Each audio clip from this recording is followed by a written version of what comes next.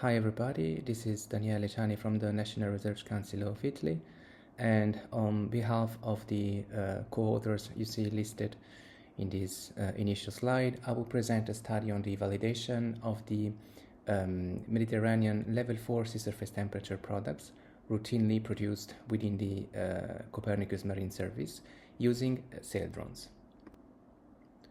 Within the European Copernicus Marine Service, the Sea Surface Temperature Thematic Assembly Center manages the production and dissemination of global and regional level 3 supercollated and level 4 satellite-based sea surface temperature products. CNR leads the Sea Surface Temperature Thematic Assembly Center and is also a producer for the level 3S and level 4 SST in the Mediterranean and Black Sea regions. In this study, we focus on the validation of the Mediterranean level 4 sea surface temperature given at both high and ultra high resolution, respectively 1/16 and 100 of a degree. Here we take a closer look at the data.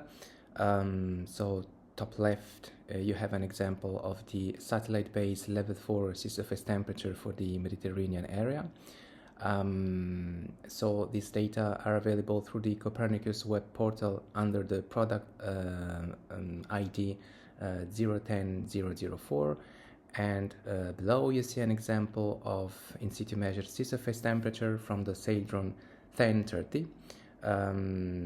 Acquired during the Atlantic to Med cruise that was carried out between 2019-2020, and the Saildrone originally was released in the Atlantic Ocean and then crossed the Gibraltar Strait and entered the Mediterranean basin, circumnavigating the Italian peninsula.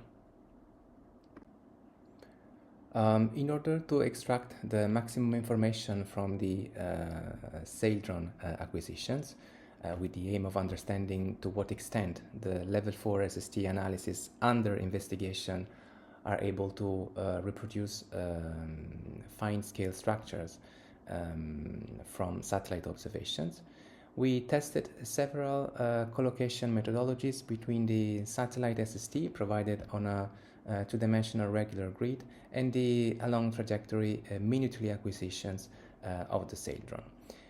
Here you see on the left a test case in the Sicily Strait in June 2020. You see that both the satellite and the Saildrone agree on the existence of a quite strong sea surface temperature gradient in the area. And in this first exercise, you can see the result on the right. We interpolated for every minutely acquisition of the Saildrone the corresponding satellite-derived SST on the Saildrone position and derived the two time series in green and in red, respectively representing the satellite SST interpolated on the Saildrone acquisition and the Saildrone acquisition itself. And we call this methodology the interpolation method. In this second methodology that we refer to as the grid method, we consider the Saildrone acquisition within each pixel of the two-dimensional satellite-derived sea surface temperature, and we consider the average value of the Saildrone SST within that pixel at a specific time interval. And this gives a result that resembles the time series that we saw previously, although in this case we are reducing the Saildrone acquisitions, let's say, to the nominal satellite level 4 SST grid spacing. So we are not enhancing the satellite SST acquisitions. And we can still capture some variability seen by the high frequency measurements of the Saildrone for evaluating the goodness of the level 4 satellite SST. Here we present the first intercomparison between the high resolution and ultra high resolution level 4 SST on the same test case discussed previously in the Sicily Strait. So in the top row, visually we can recognize a striking difference between the high resolution and ultra high resolution product, with the second one depicting a more accurate SST variability if we compare the field with the Saildrone minutely acquisitions. As an example, bottom left, we provide the corresponding time series of the Saildrone in red and of the high and ultra high resolution SST, respectively given in blue and green, derived following the interpolation method. On the tables, we provide some summary statistics for the high resolution and ultra high resolution SSTs, following the two methodologies discussed previously. And as a result, we can see higher performance of the high resolution SST for the in terms of mean bias, and very likely due to this coarser resolution that is probably compensating the differences between the satellite and the Saildrone acquisitions. While for the variability, the results are opposite, with the ultra high resolution SST products providing a higher description of the SST variability, as indicated by the lower root mean square error. So this was an example for one day, but what happens if we intercompare these results over the entire Saildrone acquisitions between 2019 to 2020. Here are the results based on the entire Saildrone cruise. In particular, we selected a subsection of the cruise as the Saildrone entered the spatial domain of the level 4 SSTs in February 2020. On the right, you can see a table summarizing the statistics of the matchup analysis. Again, mean bias and root mean square, but this time we also provide confidence intervals of these values derived by a bootstrap analysis.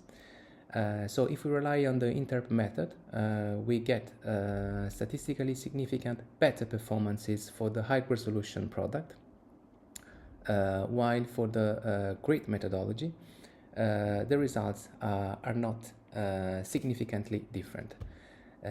So we have contradictory results using the two different methodologies, and in particular, if we reduce the Saildrone acquisitions to the grid spacing of the level 4 SST analysis, we have the similar representation of the mean SST and of its variability from the high resolution and ultra high resolution level 4 SSTs.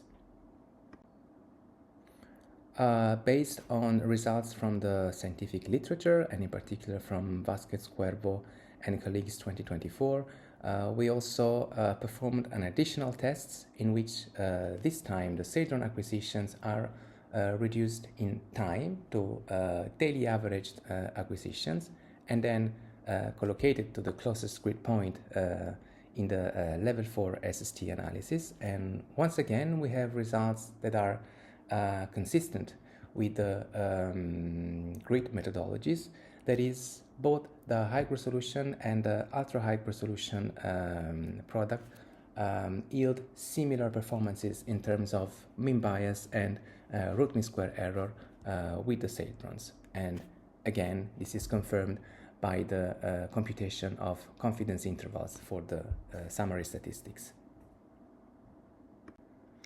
So concluding, it seems that reducing the Saildrone acquisitions to the nominal spatial or temporal resolution of the level 4 satellite SSTs gives more consistent and likely more robust results, and that these results are stating that the high resolution and ultra high resolution statistically perform equally.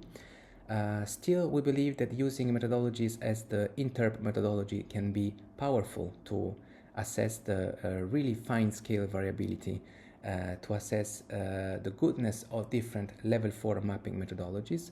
You see an example bottom left, in which we intercompare the Saildrone acquisitions on May 2020 in red and the SST time series obtained from the interp method given by a standard high-resolution mapping in green and an artificial intelligence-based high-resolution mapping given in blue, where we can see that the high-resolution mapping based on AI gives a